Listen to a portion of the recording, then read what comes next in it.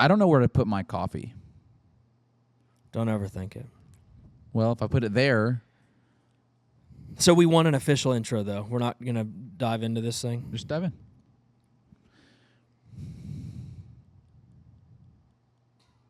It's going to be great.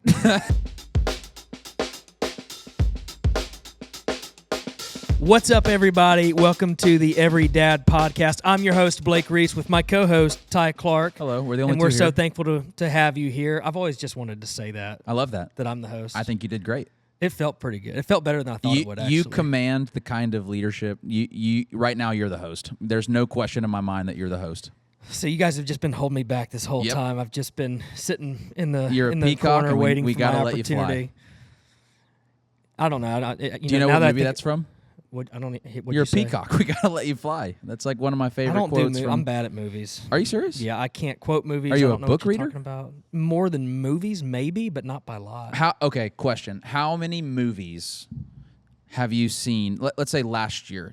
How many movies did you watch last year? Because we've watched movies together, but it's been a long time. When did we watch movies Me together? and you watched a movie when we were in high school, which is a great transition to how long we've known each other. Yeah. At your house, remember? So we've watched one movie together. Did I put an S That on wasn't that? my birthday, though, wasn't it? I don't know. Yeah. Okay. Maybe 4 or 5 total Seriously. for last year. Like in a year. last year. Okay. I can't imagine it being much more than that. I don't do.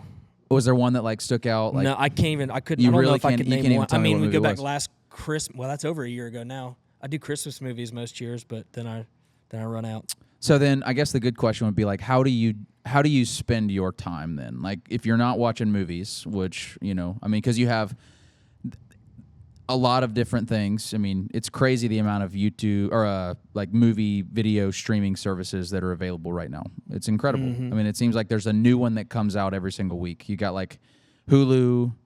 I just realized that I'm moving very quickly into this thing where I've got to like name them now. Sounds like Peacock, you're the host now. All of a sudden. YouTube. I'm sorry. I didn't mean to host up on you. This is gonna sound silly. I'm into YouTube golf lately. YouTube golf? Yeah. Is that like Wii golf? There's a lot of new creator. Golf. So I work in the golf industry now. I Okay. work for a golf resort developer, and we can get into that maybe at some point. So I work in the golf industry. I've replaced baseball with golf as my new passion. So I'm lucky enough to work in the industry and kind of new to it. But golf's in a weird spot right now with PGA and LIV, and all the best professionals in the world are largely split between 2 tours. Okay. And so, there's only a few events a year. You really just get 4 majors per year where you get all the best players in the world together. It's unfortunate. It'd be like the MLB splitting into 2 leagues, and now your Mike Trouts may not be playing with your Shohei Ohtani's. Really? It's really I unfortunate. wouldn't even know where to turn. I wouldn't know So, what like, to do. regularly, there's a lot of interesting YouTube golf creators that go play all these great courses, and you can kind of track them and through their round, and it's obviously a little more fun to watch the people that are actually good at golf playing. And Right.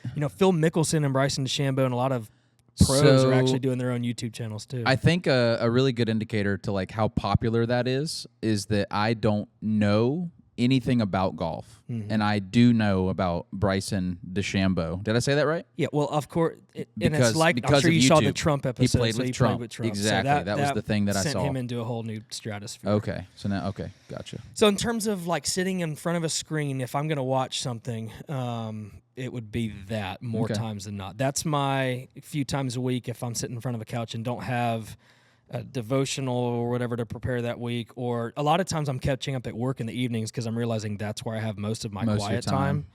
Yeah. Certainly, if I'm trying to maximize, I work from home, so I'm fortunate I can like break up and have lunch or spend time with my family throughout the day. So I get probably 2 solid hours of work in between like 7 and 9 o'clock. All I heard is that you're extremely disciplined because No. I don't know how many people. I know I couldn't do it. I mean, there was during like that COVID season where I was like, supposed to be doing work from home, and I did some. I mean, we had calls and Zoom things, but like I work better in like a traditional, I would say, work environment. Would you And- say that's true about you as Yeah, well? Or? so I actually, as much as I like working from home, there are obvious challenges that come along with it, right? So I'm constantly wanting to go spend time with my wife and my kid, and Ashley's good about the spacing. Like, she doesn't bother me or come into my office unless she really needs something, or hey, would you like lunch? I obviously can step out, or she knows if I got calls, I tell her what my Zoom schedule or call schedule is for the day. So, that's really not a challenge, but I think as long as I don't get too far away, like I don't want to be driving an hour away from work because I like to be home quick and be there for lunches or make sure I'm there for dinner. But I think long term, it would probably be better to have a space to go to. So again, with what I'm doing now, we're building a resort, so it does not exist yet. So I'm up on property once or twice a week. We're not constructing the place yet. We're not building it.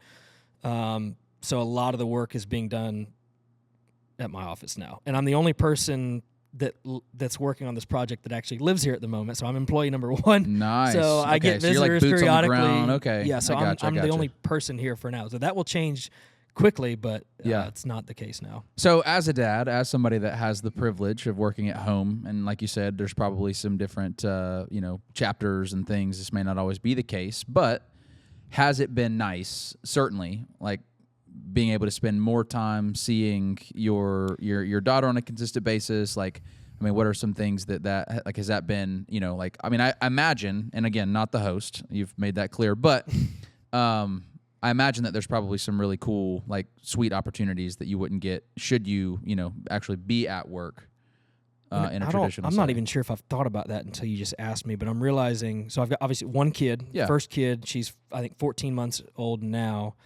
I don't think I could have dreamed of a better scenario in terms of my time flexibility, where I took this job right as we had her, and before it gets too crazy. So, I mean, I have not missed a whole lot of moments, or even little things, like I got to see her first steps and all these things, because as it's happening, Ashley can hey, come out here, and I can be there almost instantly most days. Like I said, I might be gone once or twice a week where I go up to the property.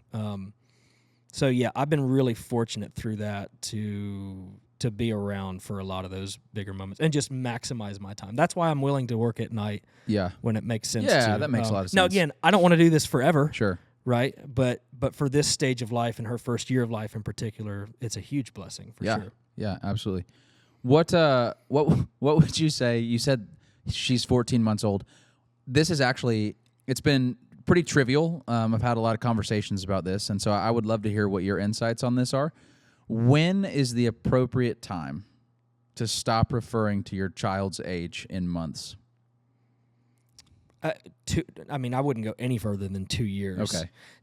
I did have this conversation. To me, it's like once you Was it me and you? No, I don't know who it was with. I just had this conversation like last week, and I was like, my kid's he's 173 months. It's like, oh, okay. Yeah, see, like I would rather, let's see, what's a year and a half? 18 months? Yeah. So I would rather say a year and a half than 18 months. Yeah.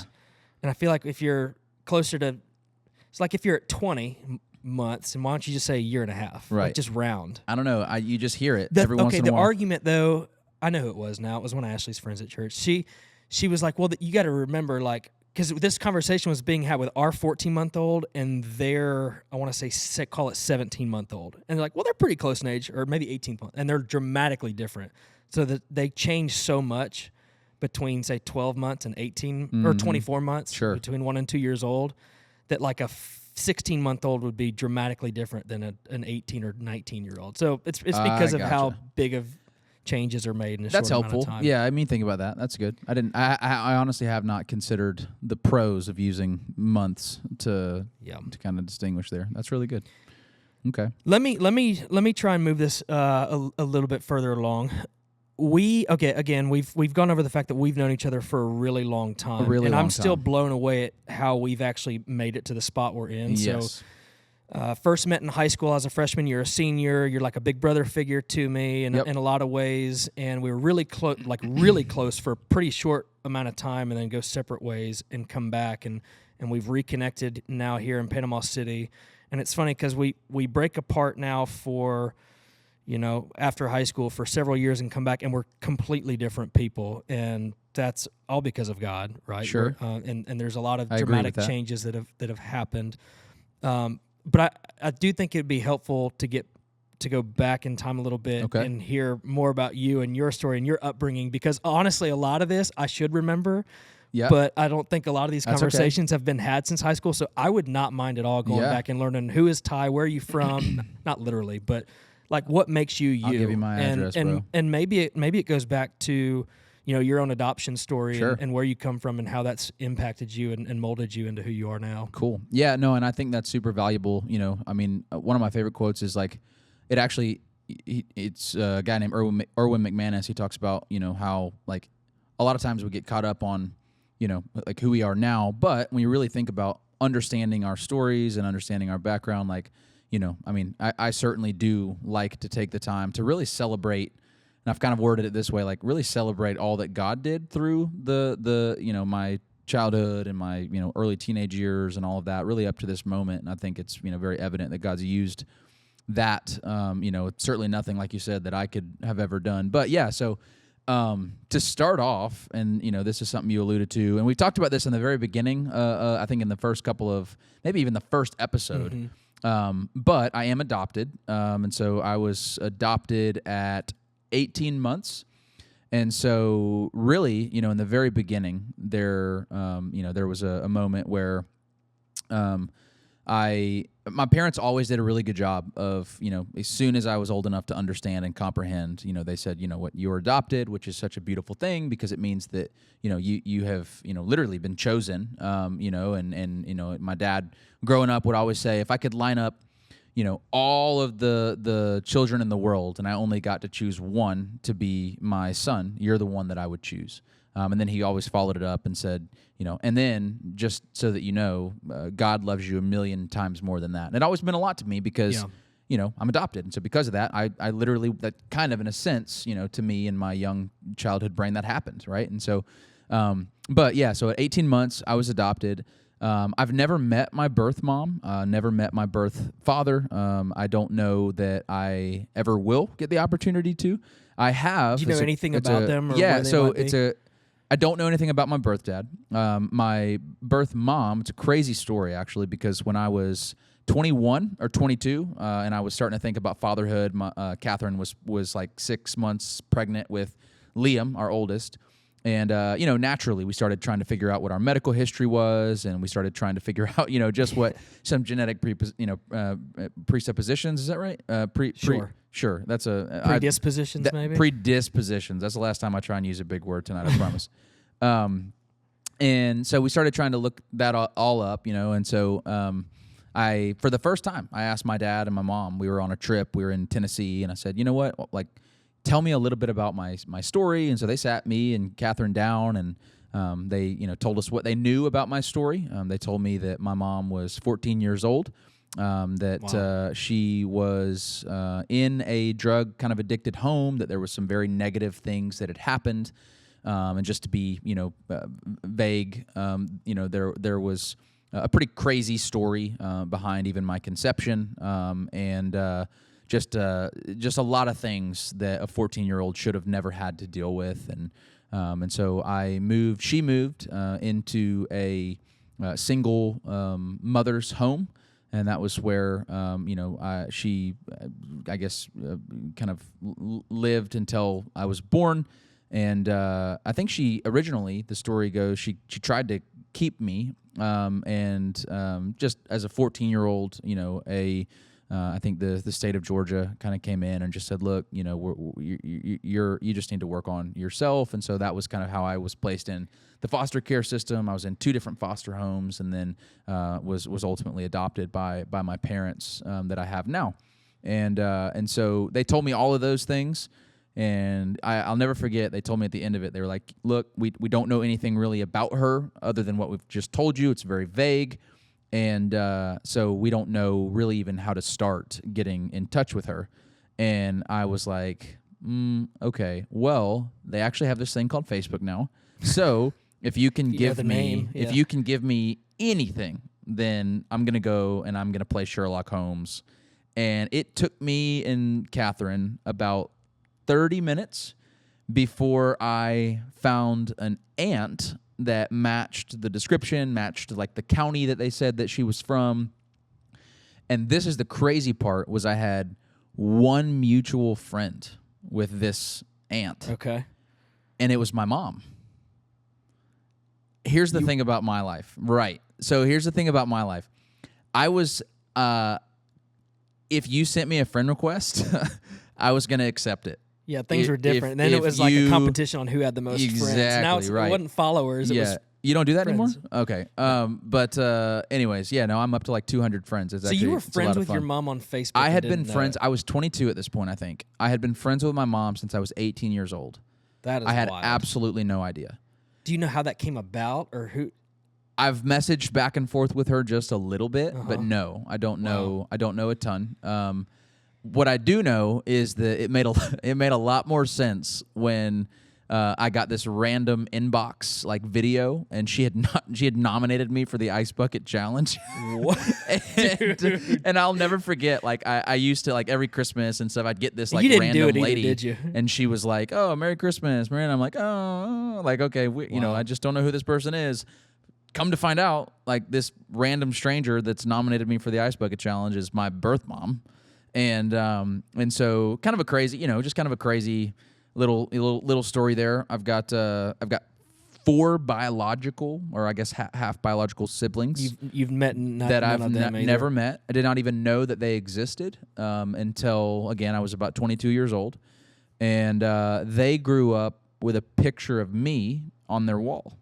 So they knew. In fact, my birth mom had written me a letter, and she said, "So were you the first of the?" I was. Okay. Yep. And in the letter, she was able to keep the rest of her kids. She got married. She, looks like you can see on Facebook. She's married. I think they graduated. I got invited to their graduation. And I was like, "Listen, man," or it's twins. And I was like, fellas, like, here's the deal. So twins clearly run in your family. They do. Yeah. Exactly. Flattered, but I'm not going to make your graduation about you. about me. Which it would obviously be. So I'm on the way. So that's even crazier than I thought. I wasn't expecting that. So I just learned something about you. What was it? That entire thing. Oh, that whole thing? I didn't know any of that. You haven't learned? Okay. The first thing I would say is... praise God for her choosing life, right? So my first takeaway there is, like, all life is precious and valuable and a gift. I mean, even there's plenty of arguments about, certainly revolving around abortion and the fact that not only did she want you originally at 14 years old, but that she chose to keep you anyways, and to I don't even know if she has any idea of the amount of lives that you've impacted, including mine, on a level that I couldn't possibly express on this podcast. So I'm thankful to her, actually, the more I think about it, for the fact that she chose life. Yeah. So.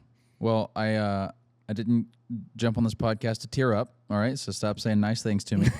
But that really, in all seriousness, that's been a very, it took a long time to kind of get to that point as well, and see the beauty and the value in her strength. I had a lot of questions growing up. There were some, kind of trauma and some identity things that, took place, some self-worth, some so value. You mentioned I think you said your dad said something to the effect of, you were chosen above anyone else. We chose you, and that's something that's really obviously special about adoption. Was there ever a moment where you questioned that, or like later down the road like you didn't, maybe as a kid, that makes sense, I'm even more special than I thought, but then you're like, that doesn't mean what I thought it did? I never questioned that my parents loved me, at least not in my logical mind. And there's obviously a big conversation that could be had about that. I did struggle a lot, and still do. I mean, with some self-worth and some value and some things, and doing a lot of research, just introspection in my own life, and then also trying to figure out, again, driving this all the way back to being a father, wanting to take the starting point that I have, understanding it, so that I can then use that to best propel my kids into what God has for their life. Doing a lot of introspection and just kind of research into that, and it all makes sense. It wasn't like like this is just random. Like, no, based on some of the things that had happened, some of the chemical changes that happen. When you say goodbye as a 18-month-old to a chemically bonded biological mother. There's naturally going to be some some things that take place, and so.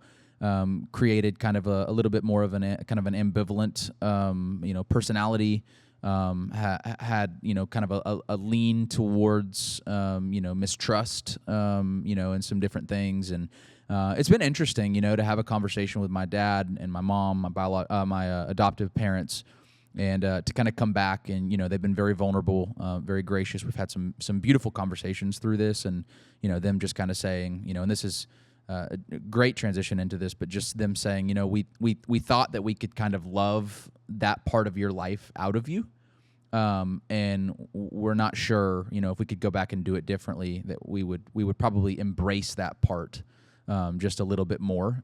And that got me thinking, obviously, and I could see your gears turning also. But I do think it's natural to think, okay, well, we've brought him into this new environment. We love him unconditionally, and so as long as we can kind of do that, then there won't be this longing, this kind of this thing that's missing, maybe inside of his heart, or whatever that is. And the older that I've gotten, the more that I've just realized that those things are attached, and there's nothing that it's just there's, even though I don't necessarily understand or remember it, there's still a lot there that has taken a long time to understand and to kind of comprehend and to be able to use in a confident, productive way.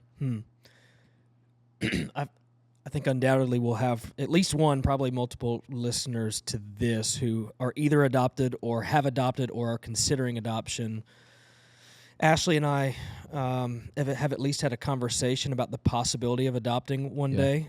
It's something that has been on her heart for a long time now, really since she did a mission trip, or 2 mission trips, one to Haiti and one to Guatemala, that were really life-changing for her and opened her eyes. And it's something that I'm much slower coming around to, but I'm starting to get it. And I don't know if it will ever really happen, or, again, it's just an idea. So we're not like, but it's something that we're seriously considering and praying about. And the 2 times we've really gotten serious about it, like these major life events have happened. It's like, okay, well, apparently this is just not the time this is going to happen.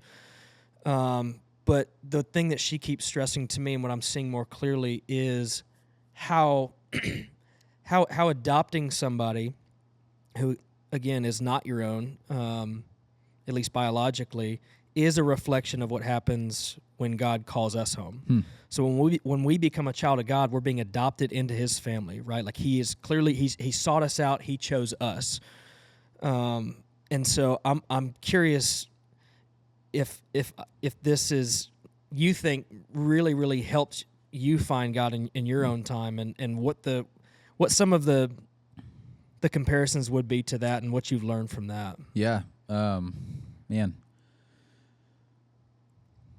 I guess the short answer would be yes. I think that my story, I go back and look at God's mercy and God's grace from the very beginning of my story. It's easier for me now to look back at that and say, from the very beginning of my life, He has never forsaken me. He's never not known what His plan was for my life. And in moments where right now I don't know exactly what He's doing, or maybe I have more questions than answers, I can lean on His promises, and I can lean on the history in my life, that He has always known exactly what He's doing, even in moments that I haven't. And it's allowed me to go, man, you're a good God, and I'm not going to question, your reality. I'm not going to question your goodness. I'm not going to question your promises. But I'm going to choose to obey, even in those moments. And so those have been very helpful. As far as being, what was the other part of your question was? Certainly, like how it maybe led you to understand what the gospel is and what it means. So you maybe over time you get older, you learn, okay, this is what it means and to be adopted into my earthly family here. But what are the comparisons, I guess, then to your heavenly Father and being adopted into His family? Yeah, I guess, did it make it easier for you to understand what that is and what that means? I would say so, for sure. I mean, I would say that's because I have that as not just And the longer that you have a personal relationship with Jesus, and the more that you realize, that it's not just lip service, but I actually am in need of, being adopted into a family, and having a relationship with Jesus, that I can do nothing on my own apart from, being chosen by a God that loves me. But I do think that having that as kind of a backdrop of my story, from the very beginning, I feel like that adds a level of experience to, and it certainly adds, kind of a deepened understanding, of, being chosen, having, that adoption, that understanding, that mindset of going, and I don't want to say I guess technically I was. The Bible says that I was, that we're all, our best works are, filthy rags, right? Like there's nothing that we can do, and that greater love has nothing than this, but that Christ laid down His life, for us, and that while we were yet sinners, He died for us. So in the fact that even though there's nothing lovable about us, right? And there have, through adoption, through the story, through the things, there's constantly been moments where, I haven't felt good enough. There's been moments where I've questioned my worth or my value. There's been moments where I've questioned, my purpose or my place, and to be able to lean on that and go, you know what? No, like my identity isn't wrapped up in, performance. My identity isn't wrapped up in anything other than the fact that I am chosen. I do think that I have to believe that, being adopted plays a huge role in that. It's made it easier for me to understand, adoption. And I'll also say this as kind of a 2-for-1 bonus, but like it's also allowed me to have. I do feel as if I have a very compassionate understanding, just natural heart towards, the orphaned, those that don't have. Haven't been chosen, and in ministry, even in my everyday life, it allows me to. I really do feel like I'm able to look at somebody that he's either in the foster care system or has been adopted. There's been several just amazing opportunities that I've gotten to talk to another child or teenager that has been adopted, or maybe that hasn't gone very well in the sense that they're struggling with a lot of some of the same things that I've been struggling with, and it's always very interesting to me. And I get to stop and praise God for that part of my life, because it allows me to just prescribe His promises to them in a way that somebody else can't, that hasn't necessarily gone through that. To be able to almost say, I bet this is how you're feeling, right? And they're like, whoa, like literally one kid was like, yeah, I've never really, and I'm like, well, boy, do I have news for you. it's because you'll never believe it. I kind of know what you're going through, and so anyways, it's been, it's something that has been a blessing. Certainly has been, it's been a journey, but it's one that I've landed on as going, man, what an absolute blessing that's happened. For the dad or even mom out there who maybe they've got just an adopted child, or they've got adopted children that are mixed with some biological children. Like maybe going back to your experience on the way your parents handled things, or what they could have done differently, or what you think would have impacted you better. Like, what advice would you give to that parent? Obviously, you don't want to treat. I mean, you adopted them; they are your child. Sure. You're going to treat them the same, but there might be more unique opportunities to really explain to them the gospel, so you can share that faith in a way that maybe a biological child just couldn't understand, at least early on. Like, what things would you recommend to make sure that you said you can't love it out of them. You can't love the fact that you're adopted out of them, right? So you can't ignore it. Is there anything that maybe that you specifically have learned that you could pass along to them? Yeah. To, like, hey, make sure you don't miss this opportunity. Yeah, and I would say that's true for all parents, and and maybe it takes somebody that has been adopted that is now a parent to realize, or to be able to kind of maybe say it in a way that is understandable. But it's the same way that any other parent would not want to avoid a particular traumatic experience, or a particular exposure, or something that takes place in a student's life or their child's life, but instead to really be a student of your child. And you think about what a student does. Well, it's, somebody that shows up every single day, with a pen and a paper and is observing and is asking questions and is, there consistently enough to get the information in a way to do something with it, right? And so being a student of your child is probably the best advice that I would know how to give. And I would say that even though it's different and it takes you on, a much different journey to say, okay, my child, is not biologically mine, but that changes nothing about the way that I love them, about the way that I'm going to move in and be an advocate for them, the way that God has created and knit our family together. And so because of that, yes, there are things and, maybe there's, more research to do that I would not naturally understand myself. But that's still the responsibility that I've been given as a parent that's chosen to adopt. And by saying, this is my child, being able to go, I'm going to do the diligence of becoming a master at learning what my child is going through, what my child needs. It's understanding the barriers, walking across the bridge, and then being able to develop that healthy relationship where you're able to take what, and this should be the goal of every parent, take what that child has gone through or is going through, or the way that child, has been uniquely gifted and created by God to use what has happened in their life and what God has gifted them for their own unique retelling of that for the purpose of advancing the gospel and, continuing that. And so I would say just being a student of your child, and that does obviously, maybe it takes a little bit longer to get started if you don't naturally understand it, but I would say that it's still the same thing. Yeah, that's really good stuff.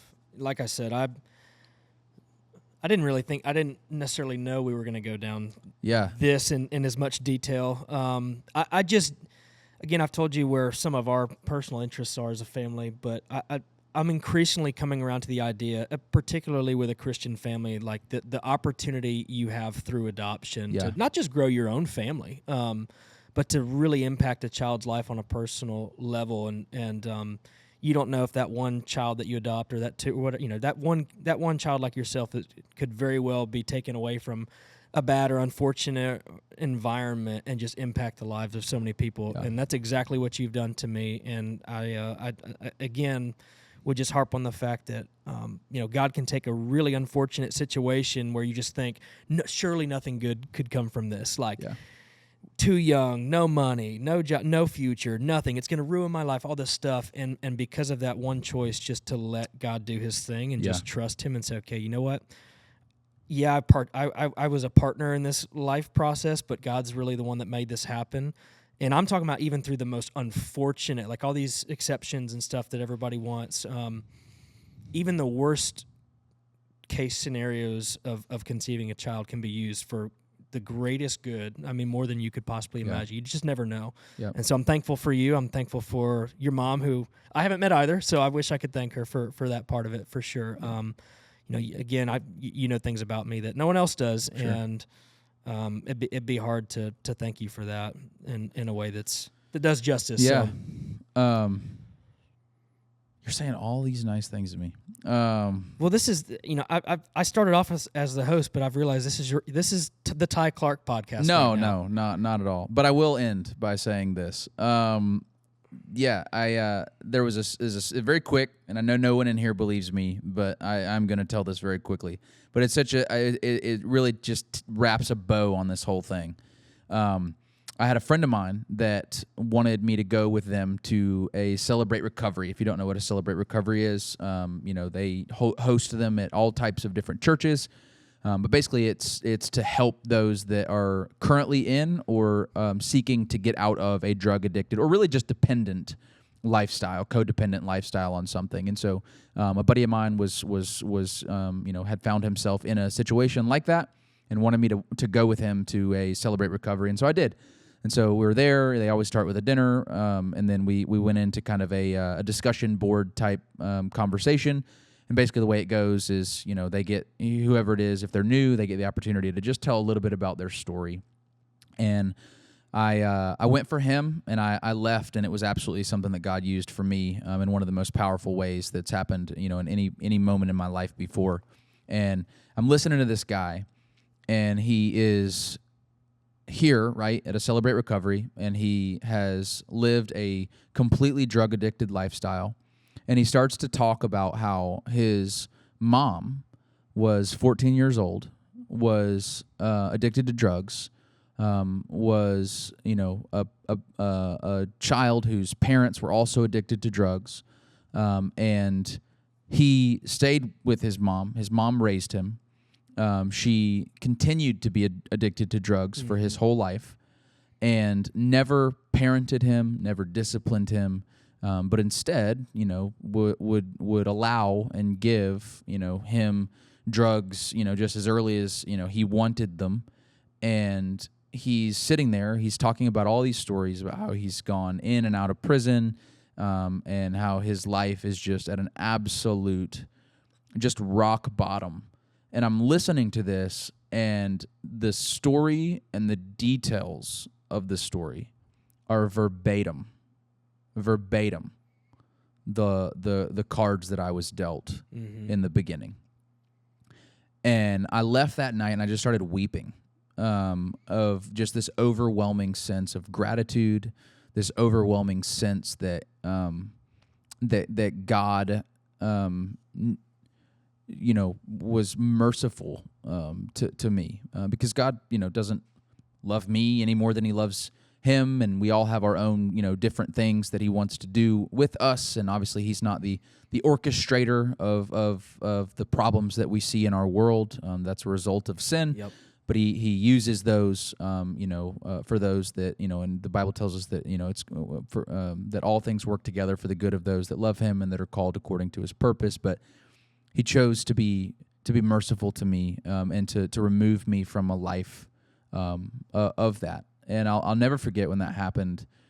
Kind of tying all this together, just that was the moment where the gratitude of going, man, she, my biological mother, was also given a really, really, really tough lot. Yeah. And she chose life. And so, because of that, I've had the opportunity to have the life and see God's faithfulness now. Got a wonderful wife, have an amazing ministry, have 5 beautiful boys, and all of that, because again, she chose life. But just think that's it's just amazing, to me, that all, you kind of talked about adoption and talked about all this, but just wanted to share that, since we're kind of still on that same vein. Yeah, some things are almost so hard to believe that you can't attribute it to anything else but God. Yeah, moving Yep. in a way that only He can. So for sure. That's a perfect example of it. And I think all of us in this room are treated far better than we deserve, and shown. I mean, all of us, frankly, are shown mercies we don't deserve. And it's something we should all be thankful for. So that's an awesome conversation. I'm glad to be a part of it, and I'm glad we got to sit here and do this. Yeah, thank you for hosting and letting me talk a little bit as well. It's my first time, so you did great. Go easy on me. You did great. Hey, if you would, go ahead and subscribe to all of our channels and all the social media, particularly YouTube. We'd really like to get comments, subscribers, likes, some activity there. It's a really good platform for us. So trying to grow and reach as many people as possible. I want to give a shout out to Sola Coffee Bar for offering their wonderful shop here for us to film this. Highland Park Baptist Church, What's Up Media, and probably many, many others who are a part of this. We will catch you next time here on the Every Dad Podcast.